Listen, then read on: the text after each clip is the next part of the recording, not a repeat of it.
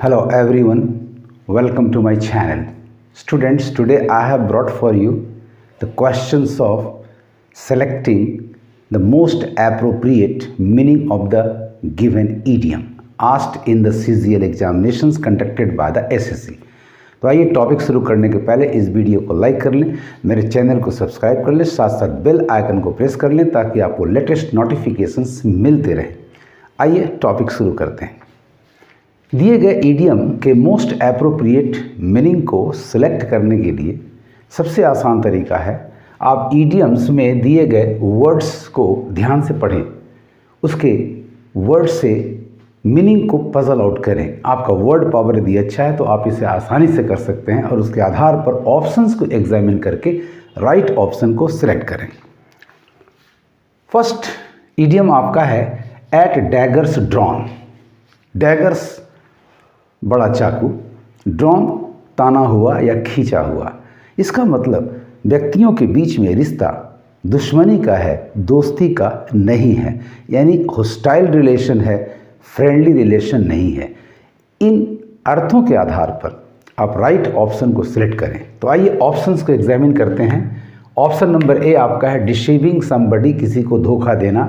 This is not the meaning of the given idiom, so number A is easily eliminated.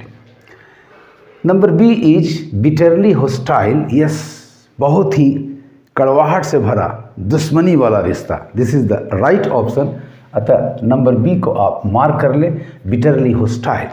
Option number C friendly with each other, दोस्ती का रिश्ता होगा नहीं, यदि होता तो एट डैगर्स ड्रॉन ये व्यक्ति नहीं होते।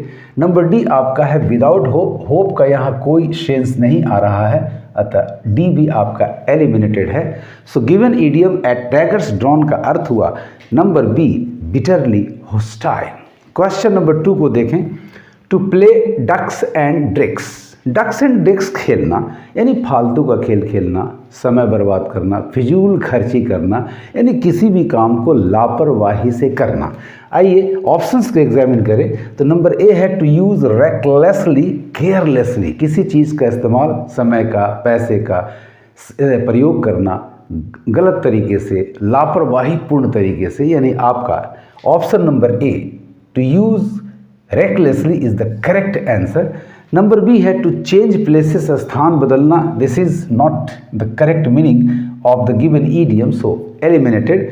नंबर सी आपका है टू एक्ट क्लेवरली, चतुराई से काम करना। ये तो संभव ही नहीं है क्योंकि डक्स एंड ड्रैग्स हमेशा केयरलेस गेम या प्ले को दिखलाता है। सो नंबर सी भी आपका एलिमिनेटेड हो गया। नंबर डी आपका है टू बी फ्रेंडली, यहाँ किसी रिश्ते की बात नहीं हो रही है, so this is also eliminated. The right answer to the given idiom to play ducks and drakes is number A to use recklessly. Number 3 में आते हैं costs an arm and a leg, यानी जिसमें एक आर्म और एक leg कीमत में चुकानी पड़ती है, यानी बहुत ही ज़्यादा खर्च लगता है, बहुत ही ज़्यादा पैसे लगते हैं, यानी खर्चीला का अर्थ आ रहा है।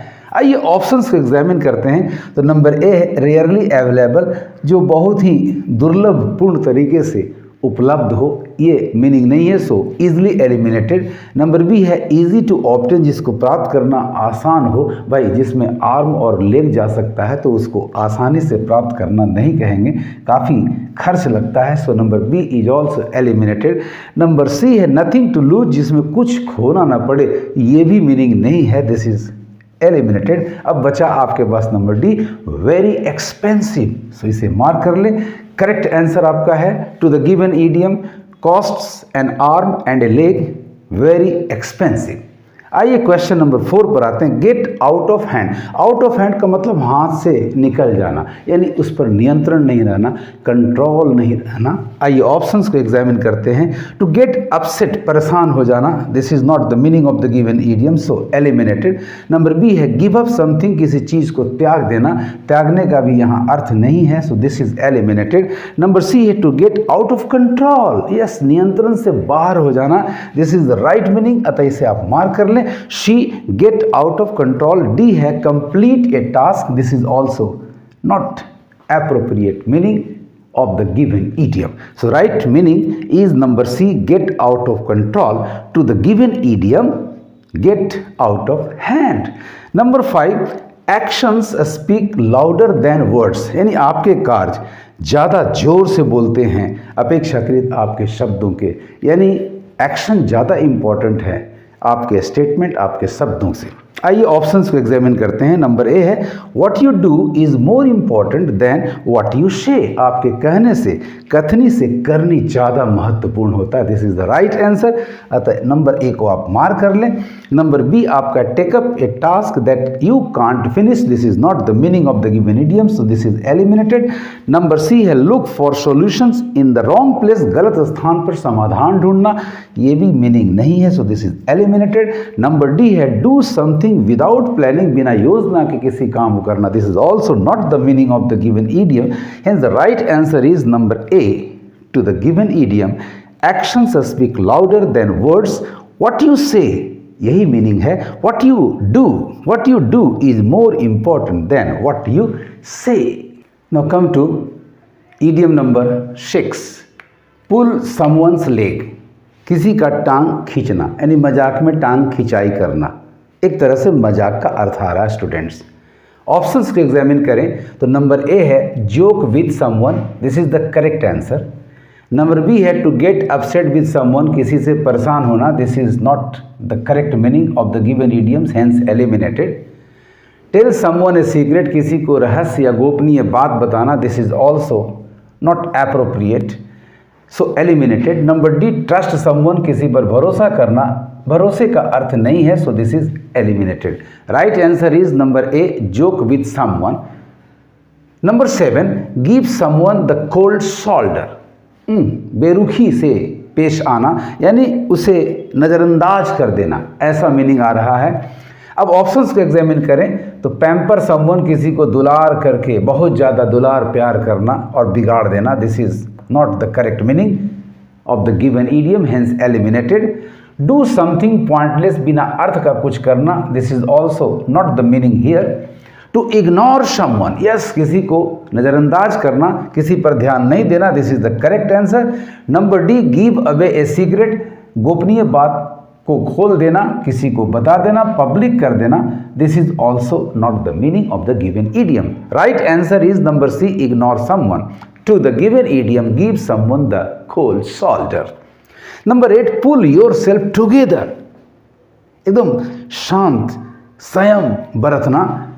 आइए ऑप्शंस को एग्जामिन करते हैं। Number A go to sleep, no, सोने का अर्थ यहाँ है नहीं, एलिमिनेटेड। ट्राई टू अंडरस्टैंड, समझने का भी अर्थ नहीं आ रहा है, यहाँ काम डाउन होने का अर्थ आ रहा है, so eliminated. Number C calm down, this is the correct answer, so mark it. Number D do a good job, अच्छे कार्य करना, ये भी यहाँ अर्थ नहीं है, so right answer to the given idiom pull yourself together is number C calm down.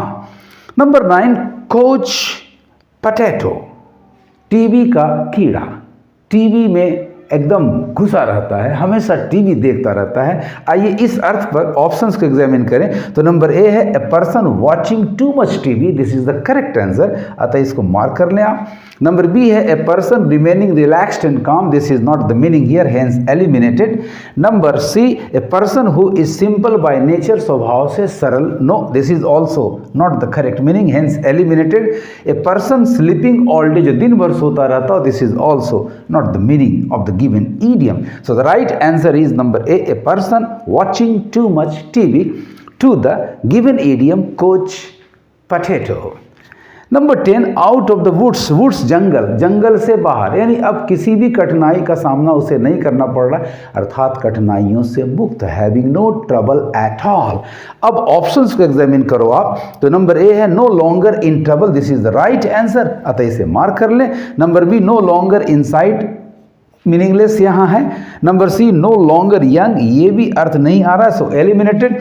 Number D no longer famous, अब प्रसिद्ध नहीं है, ये भी अर्थ नहीं है, so eliminated. The right answer to the given idiom out of the woods is number A no longer in trouble. इस तरह से स्टूडेंट्स आप दिए गए ईडियम्स के शब्दों को ध्यान से पढ़ें, उनके अर्थ को पजल आउट करें और उस पजल आउट मीनिंग के आधार पर ऑप्शंस को एग्जामिन करें और राइट आंसर को मार्क करके आगे बढ़ जाएं। Best of luck. आपको मेरा ये वीडियो कैसा लगा कमेंट करेंगे और ज़्यादा से ज़्यादा शेयर करेंगे। Thank you for watching.